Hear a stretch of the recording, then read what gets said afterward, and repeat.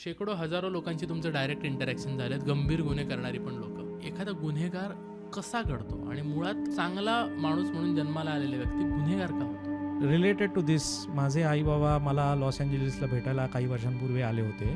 माझ्या आई बाबांना प्रश्न की तू काय करतो इकडे, आम्हाला बघायचंय तू काय करतो. So I arranged a lunch meeting with leader of MS-13. 34 years तो प्रिझनमध्ये होता. त्यातले 7 वर्ष तो सॉलिटरी लाईफ प्रिझनमध्ये एकटा राहिला छोट्याशा रूममध्ये. आणि तो माझा स्टुडंट होता, रुडी त्याचं नाव. तर माझ्या बाबांनी टिपिकल मराठी ॲक्सेंटमध्ये त्याला विचारलं, mister Rudy, why did you join a गँग? मिस्टर रुडी माझा बेस्ट स्टुडंट होता. तर त्याने असं उत्तर दिलं, सर्वेश, पप्पा, they were my friends, they loved me, my father was never there. प्रत्येकाच्या आयुष्यात ना ट्रॉमॅटिक घटना घडतातच. तो भारतात असू दे, मेक्सिकोमध्ये असू दे किंवा अमेरिकेत असू दे, त्याचा प्रॉस्पेरिटीशी काही संबंध नसतो. असं नाही की श्रीमंत माणसांमध्ये त्यांच्या मुलांना असा ट्रॉमा नसतोच, फक्त गरीब माणसं असतात त्यांच्यामध्येच असतो. सो ट्रॉमा काय असतो की ज्या निगेटिव्ह गोष्टी झालेल्या असतात किंवा ज्या पॉझिटिव्ह गोष्टी व्हायला पाहिजेत पण त्या नाही झाल्या, ह्या 2 गोष्टी ज्या आहेत त्या डिलीट करायला जर आपल्याकडे कोपिंग मेकॅनिझम नसेल तर तो आपल्यामध्ये स्टोअर होतो.